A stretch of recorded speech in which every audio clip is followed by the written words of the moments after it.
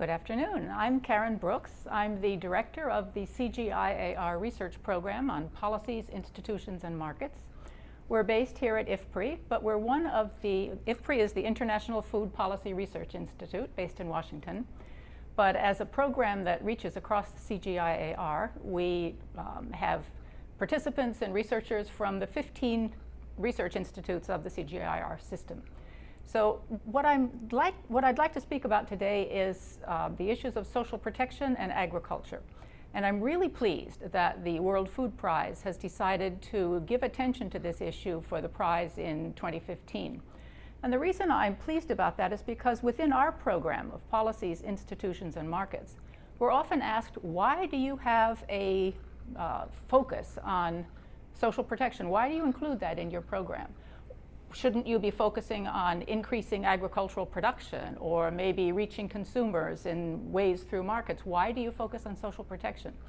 And so this gives me a chance to answer that question because it really is very important. Within our program, we do have a significant focus on social protection. And the answer that I often give is that if we look at our models of agricultural production, and we have very sophisticated and very useful models that allow us to look at what's happening with supply, with demand, with trade, how will climate change affect all of these things.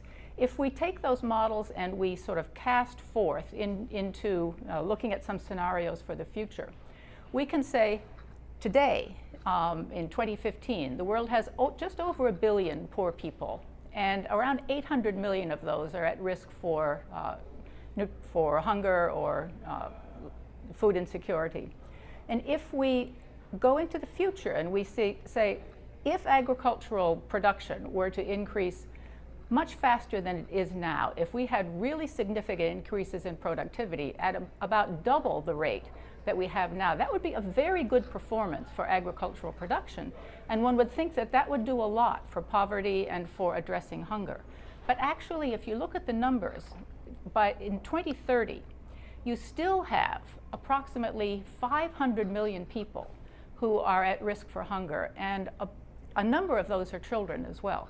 So even with very good performance of agricultural growth, one needs social protection to address the residual poverty, and particularly the issues of hunger and malnutrition as they affect children.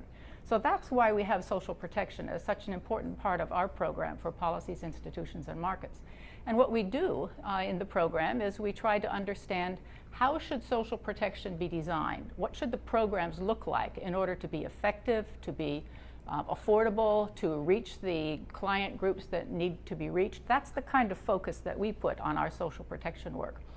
And we have the benefit, we're a relatively young program. We've only been in this business for around 3 years. But because we're based at IFPRI and because we're part of a CGIAR system as a whole, we can draw on work that's been done over a long period. And we just did a 10-year assessment of the work that primarily was done by IFPRI on social protection, to draw some lessons of, what have we learned about social protection over that period.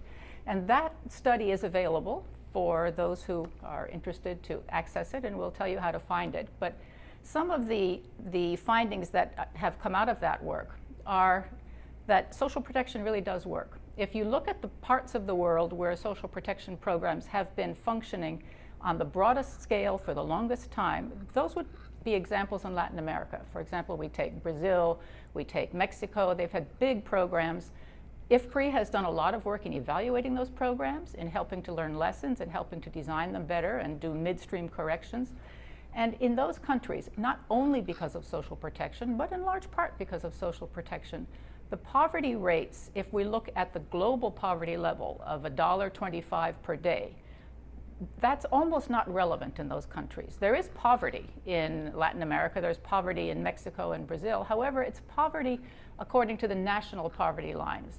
The social protection programs have been very effective in putting a floor under incomes so that there are very few people who are below that $1.25 poverty line.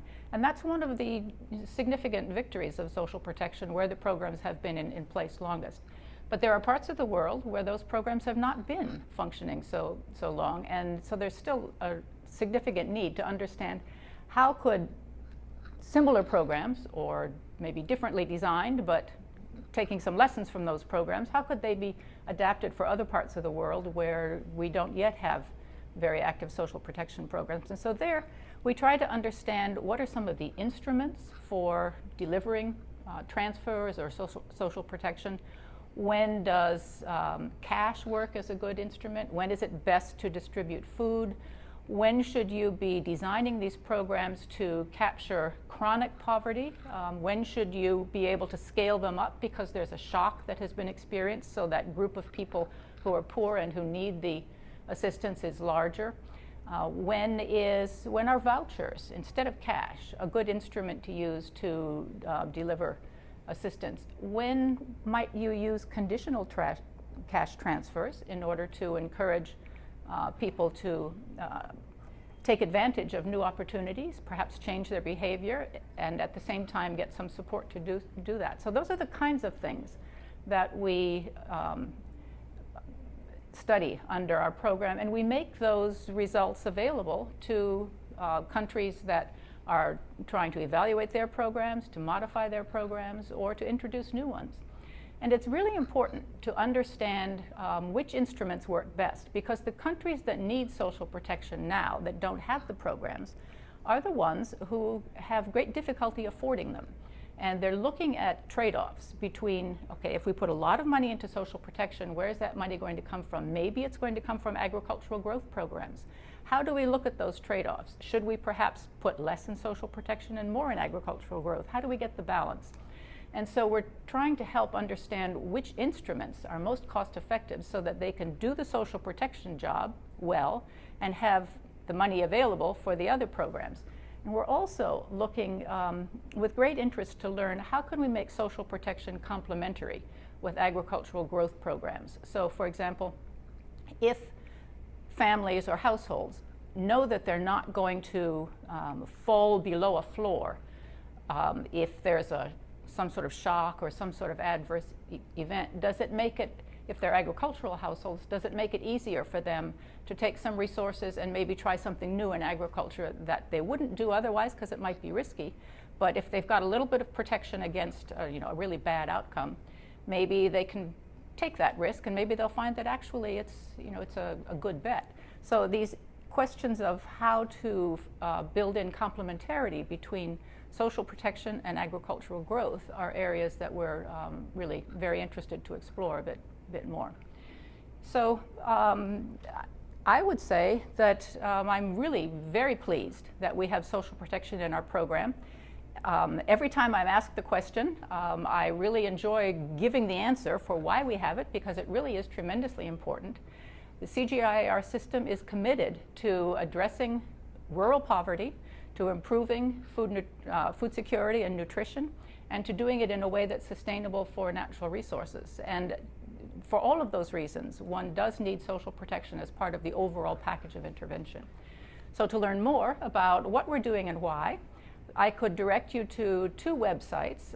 One is for the PIM program, Policies, Institutions, and Markets. You can find us at pim.cgiar.org. And you can find our host institution, IFPRI, the International Food Policy Research Institute, at ifpri.org. And on each of those websites, you'll find a lot of information about the work that we're doing on social protection, the results that we're finding, and the linkage with agriculture. Thank you very much.